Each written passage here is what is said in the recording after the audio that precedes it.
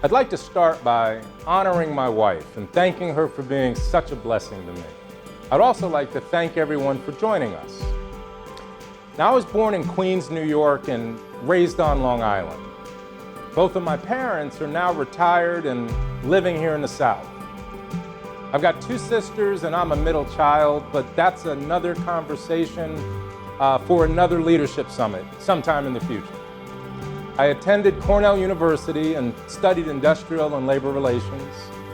I've lived a bunch of places in Chicago, in Houston, Dallas, Atlanta, Winston-Salem, Louisville, long enough to learn how to pronounce it. It was Louisville when I got there and Louisville when I left.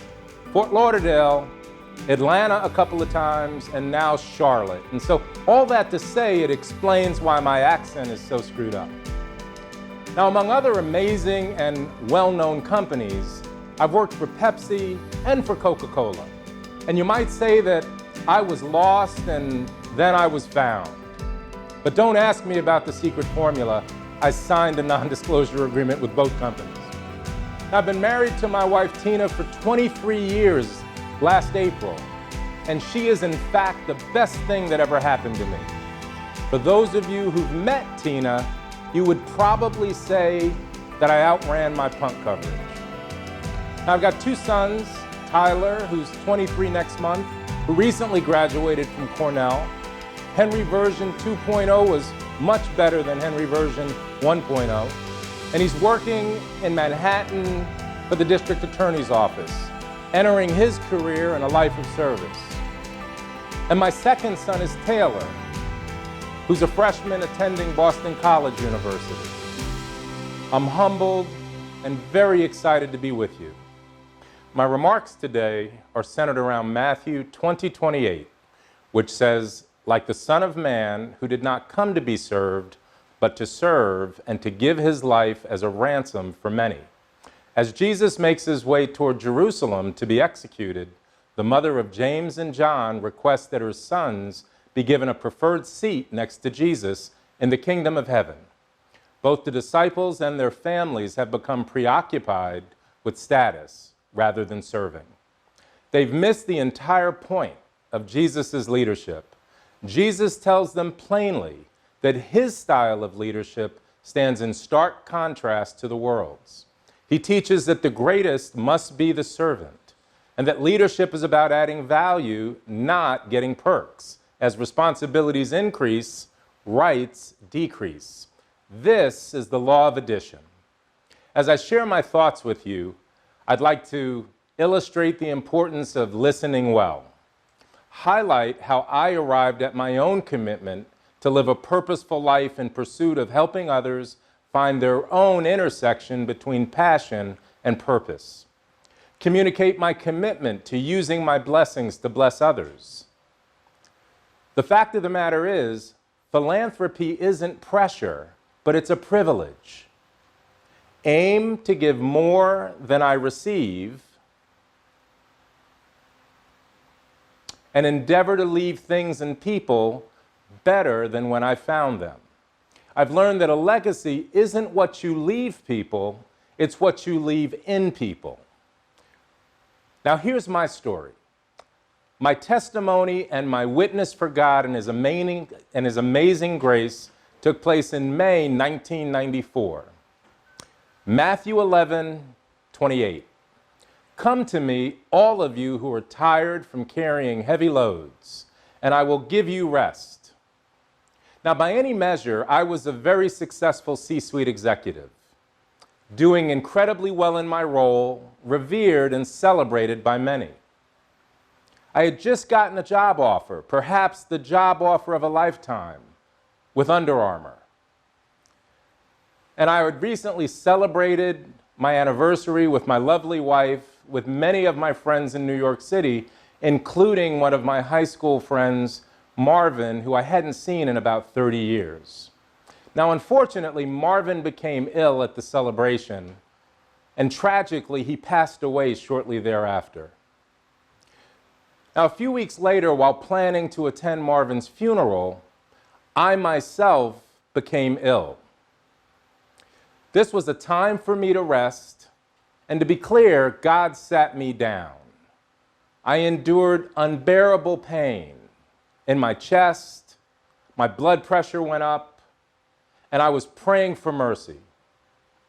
I went and I visited with my physicians, and I was ultimately admitted into the hospital and administered a heart catheter, just to make sure that everything was okay. Now, while I was in the hospital, I was scared. I was frightened, as you would imagine. And as I was wheeled down into the operating room for the procedure, I had an opportunity to speak with one of the nurses. And the nurse came in and she showed me all of the instruments that they were going to use during this procedure, which in and of itself only served to increase my fear and concerns. She left the room and then she came back and she said to me, she said, "I don't think I know you, but were you on the cover of Pride magazine last month?" And I thought about it and I said, I was. But I very quickly redirected her and said, "I'd prefer to talk about that later. Can we focus on what we have to do right here, right now?" Now, several days later, and recuperating in the hospital, I prayed a lot. I prayed and I reflected about my life. And I prayed for discernment. I prayed for conviction. I prayed for courage. And I prayed for clarity, particularly as I was considering this career change, this opportunity of a lifetime. Now, friends, I'm here to tell you, and I'm thankful to say, that I was healed through the mercy of God, who is my strength and my Redeemer. I found myself praying without ceasing for the strength, courage, and conviction to make the changes necessary in my life. I prayed for direction, and I promised that I would listen obediently. Now, again, I am here to tell you that prayers are answered. And I was afforded the opportunity, almost at that very moment, to join Extended Stay America. This was my calling to serve others. We have over 600 hotels across the United States, thousands of associates, and we serve over 25 million guests each year. Talk about prayers being answered and a platform for me to be of service to others. Now, my revelation shortly after leaving the hospital was found in John 2:19 through 21, where Jesus said, "All right, let's destroy this temple, and in 3 days I will raise it up." What?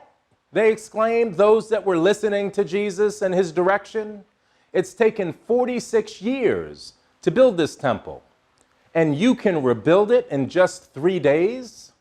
But when Jesus said this temple, he meant his own body.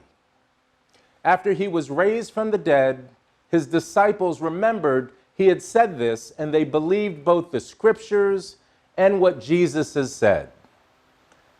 Now, my friends, let me tell you, I'm born in December 1967, which means that when I had my revelation, I was 46 years old at the time that this occurred. And I was in the hospital for 3 days.